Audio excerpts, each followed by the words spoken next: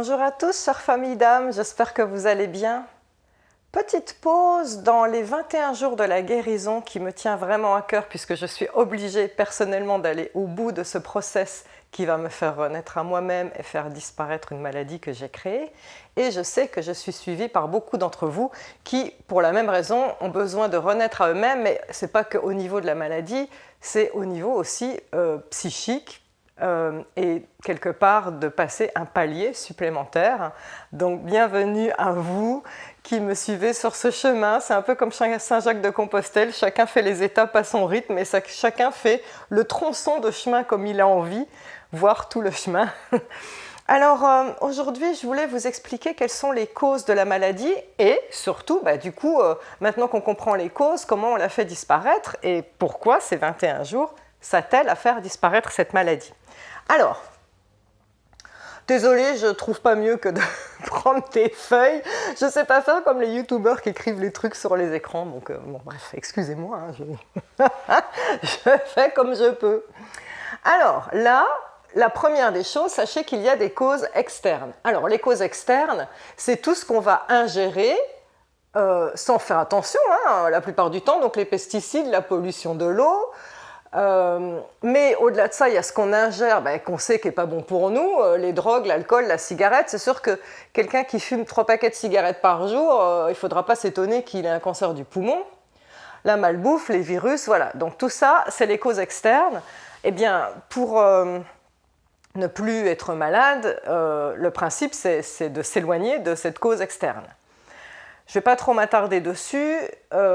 Pour ceux qui ont des addictions, par rapport à ces causes externes dont je viens de parler, dans les 21 jours, ce qu'on va faire, notamment des séances, des jours où on va parler à l'enfant intérieur, l'addiction prend sa source dans le ventre et l'enfant intérieur, votre enfant intérieur est logé dans le ventre. Donc, il y a des soins qui vont directement parler à votre enfant intérieur et travailler sur vos addictions.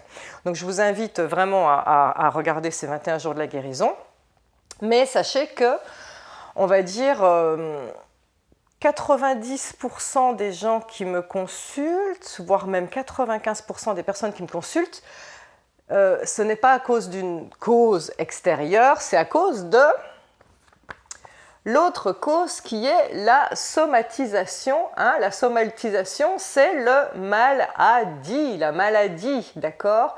C'est-à-dire que votre corps crée une maladie parce qu'il y a un trop-plein émotionnel, des émotions toxiques que vous avez vécues, le stress au travail, votre patron qui vous met la pression, ou la pression que vous vous mettez vous-même, ou la culpabilité.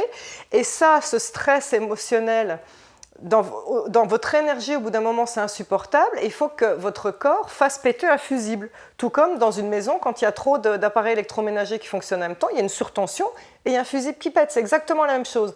Et donc, le fusible qui pète dans le corps, c'est pas n'importe quoi. Le corps vous donne un langage, le maladie. D'ailleurs, je vous invite à regarder, il y a des ouvrages, le dictionnaire des maladies de Jacques Martel, Dis-moi où tu as mal, je te dirai qui tu es de Odoul, Aime-toi de Lise Bourbeau, Christian Flech, le décodage biologique des maladies de mémoire. Bon, bref, il y en a plein, d'accord ? En tout cas, dans la somatisation, voilà les causes, et quasiment toutes les causes vont être abordées dans les 21 jours de la guérison. Alors, on commence par les traumas dus au vécu de la vie actuelle. Donc, on va avoir beaucoup de soins des 21 jours qui vont pouvoir travailler sur les blessures de ce que vous vivez, ce que vous avez vécu dans votre vie terrestre, là de maintenant. Donc, certaines blessures d'abandon, de trahison, les phobies, les maladies de haut stress ou aux émotions toxiques, je viens d'en parler. Ensuite, sachez que en naissant, il y a des choses dont vous héritez qui ne vous appartiennent pas, c'est tout ce qui est transgénérationnel. Nous allons faire un soin très bientôt qui va permettre de rompre les liens transgénérationnels. Alors, je dois m'arrêter sur le transgénérationnel rapidement. L'épigénétique a prouvé que un choc, un trauma a le pouvoir de modifier votre ADN. Ok, donc, imaginons que vous avez une grand-mère ou une arrière-grand-mère qui a été violée pendant la guerre. Le choc qu'elle a vécu a modifié son ADN. Donc, eh bien, cet ADN se répercute dans la descendance. Donc, vous, dans votre ADN, vous portez la mémoire du viol de votre arrière-grand-mère et vous ne le savez pas. Et certaines personnes, par exemple, pour reprendre l'exemple du viol, certaines femmes, dans ce cas-là, auront des rapports difficiles avec les hommes sans savoir pourquoi.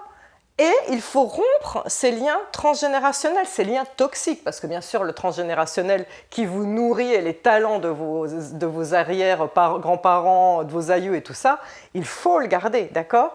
Donc il y aura un soin qui sera bientôt lié là-dessus. Donc il faut comprendre que dans le transgénérationnel, il y a plein de choses. Il y a les blessures qui se répercutent dans l'ADN, mais il y a les schémas à répétition. Par exemple... il y aura des femmes qui s'assument seules de mère en fille, en grand-mère, en arrière-grand-mère et tout ça, ou des femmes battues de mère en fille et en grand-mère et tout ça. Il y a des caractères qui se répètent, par exemple des personnes, on va retrouver dans la famille ceux qui sont fans de vin ou de collection de timbres, ou des personnes qui sont très dans l'humour. Il y a des héritages de maladies, ça on va l'enlever dans le transgénérationnel aussi. Faites très attention parce que si, par exemple, ça m'est arrivé, je vous parle de choses qui me sont arrivées lors de soins, une femme avait, pendant que je posais les mains sur elle, d'un seul coup elle a eu une peur, elle me dit j'ai peur de mourir. Et là j'ai demandé à ressentir pourquoi cette peur survenait pendant le soin et en fait... en scannant avec ma main guérisseuse au-dessus de son corps, en disant est-ce qu'il y a un lien avec une personne de la famille, j'ai senti un lien au niveau de son foie et je lui ai dit qui est mort d'un cancer du foie ou d'une cirrhose dans la famille. Et là, elle m'a dit mais ma mère est morte d'un cancer du foie. Et donc son subconscient s'était dit oh là là, comme ma mère est morte d'un cancer du foie, si je bois un verre de vin par jour, je risque de mourir d'un cancer du foie. Et bim, elle a programmé son corps à ça. Donc, j'ai coupé le lien transgénérationnel, mais c'est très important de le couper, d'accord ? Et il y a notamment, alors, dans le transgénérationnel, la malédiction sur plusieurs générations. Ne sous-estimez pas ça. Ça ne se fait pas trop par chez nous, mais il y a dans d'autres contrées où on utilise plus la magie noire, ça se retrouve. S'il y a des maladies génétiques qui se transmettent justement, vraiment dans toute la lignée, il faut parfois remonter à la première personne qui a eu cette maladie génétique et on se rend compte que c'est une sorte de malédiction qui traîne sur toutes les générations d'après. Donc ça, c'est quelque chose qu'on va aussi rompre dans le soin transgénérationnel. Et ensuite, il y a aussi tout ce qui est lié aux vies antérieures et au karma. Les blessures karmiques, c'est... la manière traumatique dont vous êtes mort dans une vie antérieure. Quelqu'un qui a été noyé dans une vie antérieure peut avoir la phobie de l'eau dans la vie qui suit après. Quelqu'un qui est mort de faim dans une vie antérieure peut avoir soit une tendance au surpoids pour stocker, en fait, puisqu'elle se souvient qu'elle est morte de faim dans une vie antérieure, soit à l'inverse, devenir par exemple anorexique, puisque la faim m'a tué, maintenant c'est moi qui vais dominer la faim. Donc, le karmique, on y est allé dans les vœux d'une vie antérieure, où on a fait dans le jour 6, rompre les vœux d'une vie antérieure, par exemple, une femme qui ne trouve pas l'amour, c'est peut-être à cause du transgénérationnel, mais c'est peut-être aussi parce qu'elle était bonne sœur dans une vie antérieure, donc on a rompu les vœux d'une vie antérieure. Vous pouvez utiliser pour les blessures karmiques, par exemple si vous êtes en surpoids, faire des phrases d'affirmation et utiliser la technique EFT qu'on a fait dans le jour 6 pour justement travailler sur vos blessures en fait, en faisant les techniques EFT et en faisant des affirmations. Si je n'ai pas le temps de le faire dans les 21 jours, je le ferai dans un autre soin, mais il y a tellement de blessures que c'est compliqué, donc je vous invite à le faire vous-même en fonction du jour 6. Tout ce qui concerne le karma, bougez pas.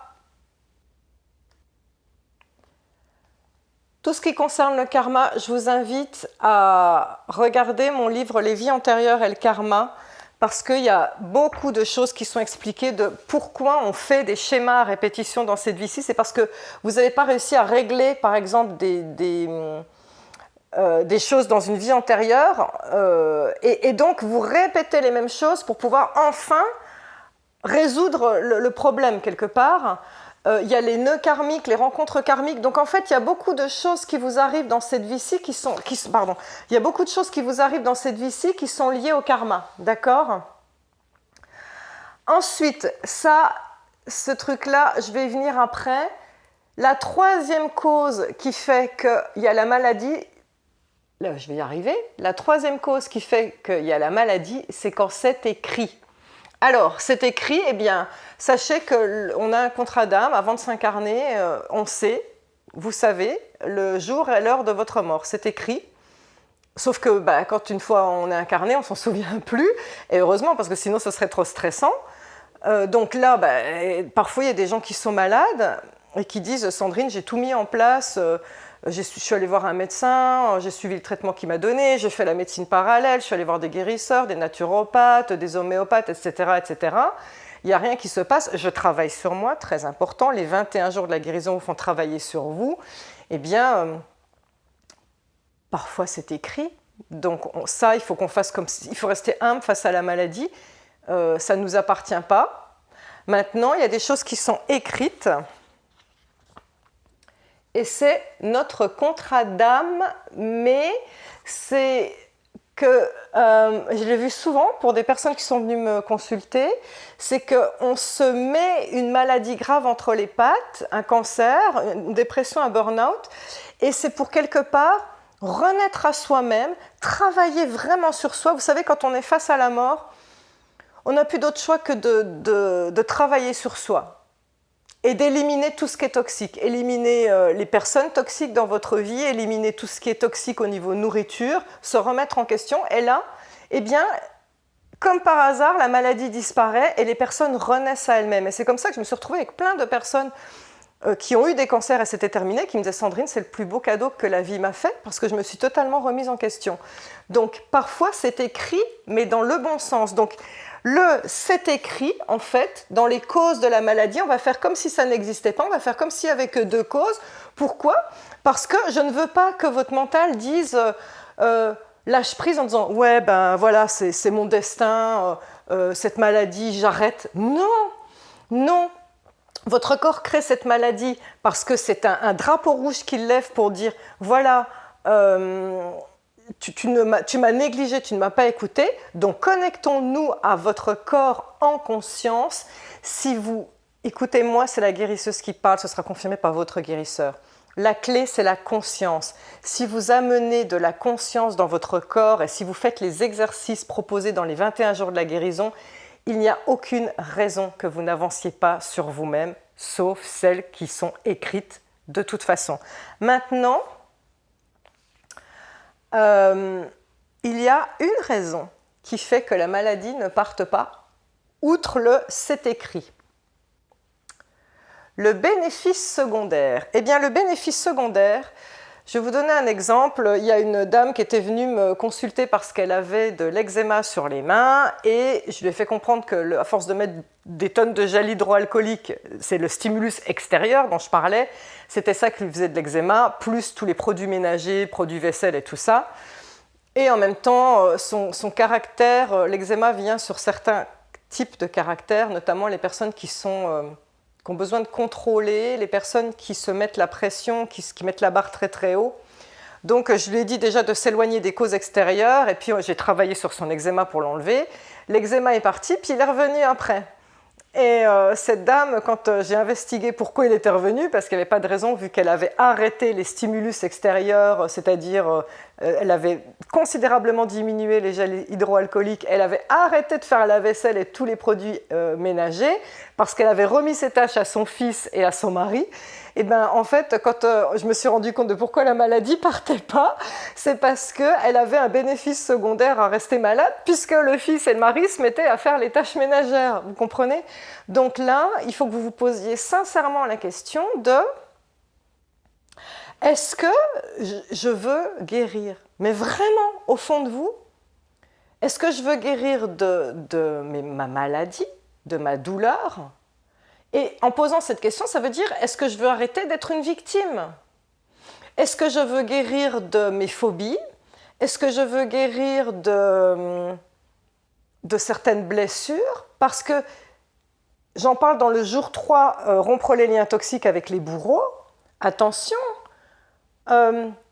avoir des blessures, par exemple, parce que vous avez vécu un inceste, ça vous donne un rôle de victime qui est confortable pour vous. C'est confortable parce que ça vous permet d'avoir un bourreau à accuser et ça vous donne une identité. Donc c'est très important de comprendre que pour avancer, pour sortir de la maladie, que ce soit physique, psychique, émotionnelle, mentale, il faut absolument que vous alliez sincèrement au fond de vous poser la question, est-ce que j'entretiens cette maladie parce que j'ai un bénéfice? Est-ce que j'ai encore envie de rester victime ou pas?